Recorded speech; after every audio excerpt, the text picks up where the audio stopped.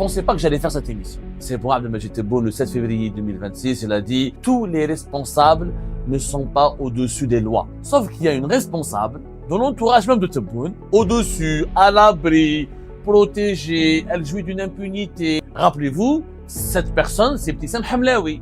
Elle a révolté toutes les Algériennes et les Algériens. Elle est impliquée dans des affaires de harcèlement judiciaire. L'architecte d'un gros scandale de torture, de mauvais traitement, de détention arbitraire cette dernière semaine, Miss Ibtissam, elle fait son grand retour.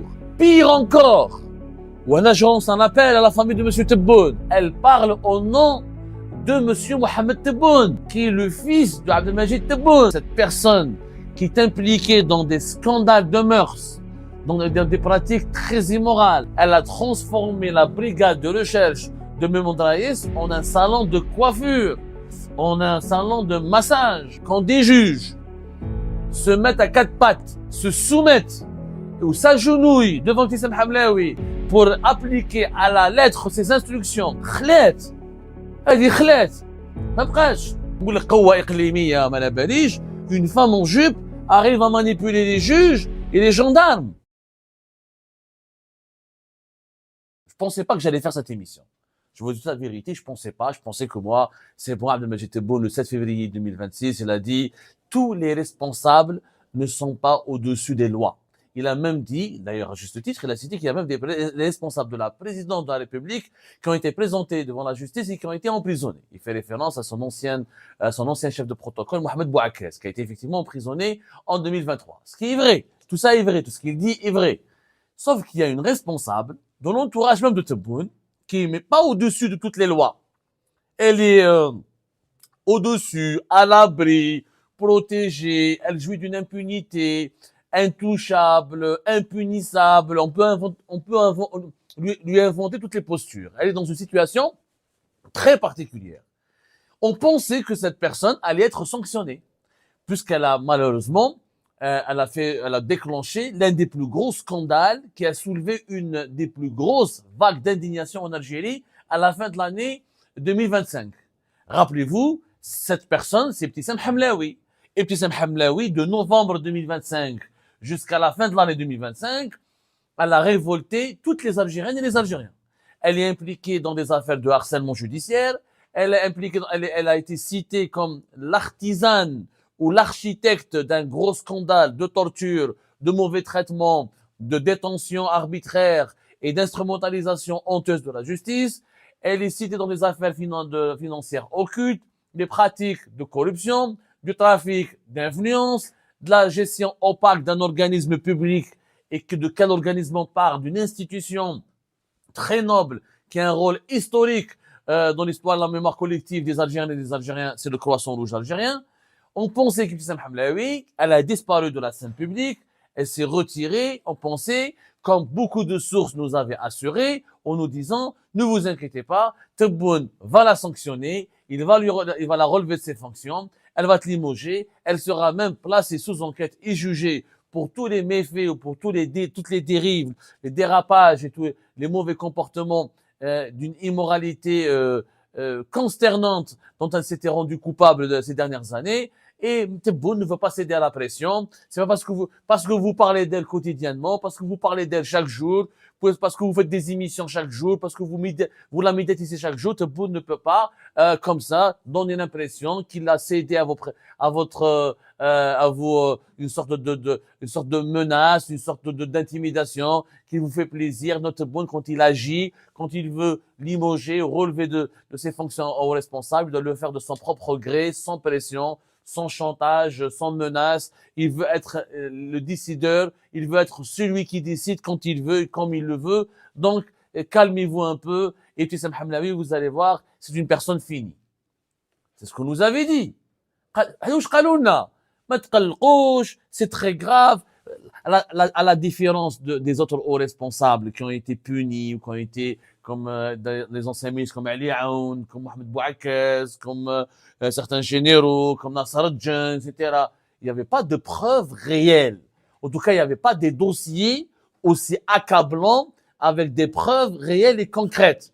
Avec Ibtissam Hamlaoui, les amis, on a eu des témoignages Bon sang, on a eu un homme et une femme qui ont témoigné ouvertement sur les réseaux sociaux, dans plusieurs témoignages très détaillés, d'une durée de plus d'une heure, voire 2 heures. Yassine Ben Chettah, l'ancien président du bureau régional de la Croissant Rouge de Skikda, la ville de Skikda, et Hajar Zetouni, une consoeur, une journaliste, ancienne responsable et directrice du service de communication, responsable de la direction de communication du Croissant Rouge algérien, qui ont témoigné comment ils ont été entre 2023, entre 2024, en cours de l'année 2024, comment ils ont été torturés, privés d'eau et de nourriture, déshabillés, dénudés, violentés, à la brigade, dans les locaux d'une brigade de la gendarmerie de Mondraïs, comme dans durant leur période de détention. Et en plus, par la suite, ils ont été placés en détention arbitraire à la suite d'un procès expéditif. Leur culpabilité n'a jamais été prouvée, n'a jamais été démontrée. Ils ont été jugés pour offense à un responsable de l'État, pour atteinte à sa vie privée, etc., alors qu'ils n'ont absolument commis aucun tort. Ils n'ont diffusé aucune publication offensante ou honteuse ou attentatoire à la dignité de la personne de Ibtissam Hamlaoui. On a fait une dizaine d'émissions sur cette affaire-là. On a décortiqué tous les volets, tous les aspects, tous les tenants et aboutissants de ce scandale-là du Croissant Rouge algérien. Et on a eu le début d'année 2026. Tout le mois de janvier 2026, Ibtissam Hamlaoui a été en retrait. On nous avait dit attention, il y a eu des rumeurs qui ont circulé comme quoi elle a été relevée ses fonctions au niveau de l'Observatoire national de la société civile dont elle a pris la direction depuis mars 2025, alors que cet organisme est un organisme constitutionnel. Elle dirige, je rappelle, le Croissant Rouge algérien depuis mai 2021. Quand elle a eu ce mouvement, ce retrait médiatique et sa disparition de la scène publique, a effectivement alimenté l'espoir d'une remise en cause ou d'une prochaine décision qu'Abdelmajid Tebboune s'apprêtait à prendre pour la sanctionner, encore une fois, et la mettre à l'écart et l'éjecter. C'est pas du tout le cas, puisque cette dernière semaine, Miss Ibtissam, elle fait son grand retour. Elle dit ouvertement que le pouvoir algérien l'a consultée avec beaucoup d'attention. Il lui a tendu l'oreille, une oreille attentive, pour demander son avis concernant Halim El-Khal, qui a été récemment élu à la tête de l'Union nationale des femmes algériennes. Donc elle a été soigneusement consultée, et si Ibtissam Hamlaoui n'avait pas donné son aval, Halim El-Khal n'aurait pas été nommé à la tête de l'Union nationale des femmes algériennes.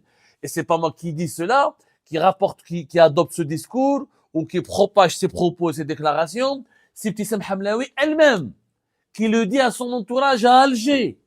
Elle a dit textuellement que c'est moi qui a donné l'aval, j'ai été consulté, on a demandé mon avis, on m'a demandé qu'est-ce que tu en penses, est-ce que tu cautionnes, est-ce que tu recommandes cette personne, et à la suite des recommandations d'Ibtissam Hamlaoui, que Halim El-Khal a été nommé à la tête de l'Union nationale des femmes algériennes. Bizarre pour une femme exclue, pour une paria, pour une personne qui devait être sanctionnée et qui devait faire l'objet d'une mise à l'écart. Elle est consultée, choyée, courtisée encore une fois, et ses avis, ses recommandations sont interprétés comme ou vécues comme des ordres, comme des instructions. Pire encore, je lance un appel à la famille de M. Tebboune. Je lance un appel à la famille Tebboune. Mademoiselle, Ibtissam Hamlaoui, pour être beaucoup plus précis, elle parle au nom de M. Mohamed Tebboune, qui est le fils de Abdelmajid Tebboune, fait partie le fils qui est le fils le plus proche de la fratrie. Tebboune, il a trois fils, encore une fois, Ilyes, Mohamed et Khalid. Mohamed Tebboune, un ancien de cadre d'Olidou, et le fils le plus proche d'Abdelmajid Tebboune. Mademoiselle Ibtissam Hamlaoui, elle parle en son nom. Elle se cache dans son ombre. Elle se met, elle se dit qu'elle est protégée par lui. Elle a dit textuellement aux membres de son entourage, ne vous inquiétez pas, Mohamed ne va jamais m'abandonner. En faisant référence à Mohamed Tebboune, pas un autre Mohamed. Des Mohamed en Algérie, il y en a. Moi-même, je m'appelle Mohamed Abdelrahman. Mais elle visait bien, elle parlait bien de Mohamed Tebboune. C'est quand même incroyable. Moi, je lance un appel à la famille Tebboune, cette personne qui est impliquée dans des scandales de mœurs, dans des pratiques très immorales, dans des pratiques, encore une fois, d'harcèlement judiciaire, d'emprisonnement arbitraire, de torture. Elle a transformé la brigade de recherche de Memon Draïs en un salon de coiffure, en un salon de massage, en un salon de beauté, totalement dédié à ses services, ou totalement mis à sa disposition. Mais pourquoi les Tebboune veulent absolument protéger cette petite Hamlaoui? Qu'est-ce qu'elle a de particulier? Elle n'a ni compétence, elle n'a ni diplôme, elle n'a ni parcours, elle n'a ni expérience, elle n'a pas de légitimité, ni la popularité. Elle n'a rien qui plaide dans sa faveur. Absolument rien.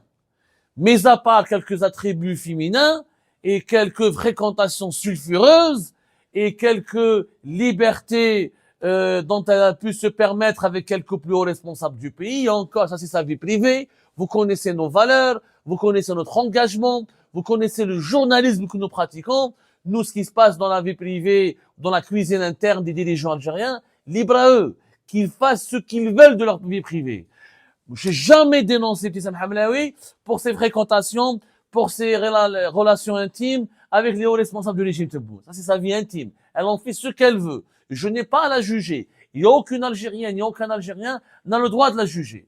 Mais là, quand on parle d'un scandale de tort, quand on parle d'un tribunal judiciaire de Memon Draïs, privatisé pour être au service d'Ibtissam Hamlaoui, quand des juges se mettent à quatre pattes, ou se soumettent, ou s'agenouillent devant Ibtissam Hamlaoui pour appliquer à la lettre ses instructions concernant les placements sous mandat de dépôt, les condamnations à la prison ferme de ses détracteurs et de ses opposants au sein du Croissant Rouge algérien, quand on voit comment la brigade de Memon Draïs, pas de Bebjdid, la brigade de la gendarmerie de Memon Draïs, et on a raconté dans nos émissions, on a donné des détails, on a donné les noms, on a raconté les faits, on a décrit les scènes de torture, de violence qui ont été infligées sous la pression à la suite de l'intervention personnelle d'Ibtissam Hamlaoui au plus haut, au niveau auprès des responsables de la brigade de recherche de Memon Draïs.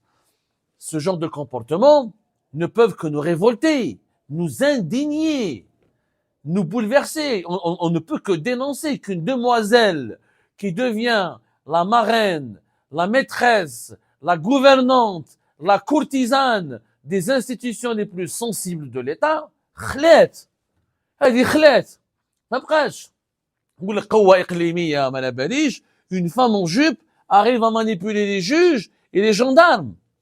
Mais là, demain, si on entre en guerre face à Israël, mais là, si nous envoie un bataillon de femmes, de jolies femmes, خلاص, l'Algérie sera colonisée.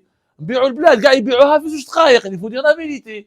Mais cette femme, هذه وحدها Ibtissam Hamlaoui à ce rythme-là, elle va succéder à Tebboune. ايه هديروها بريزيدون دو لا ريبوبليك وصاي ولا تحكم في لي جوندارم تحكم في لا بوليس تحكم في لي سيرفيس سكري personne n'a enquêté sur elle.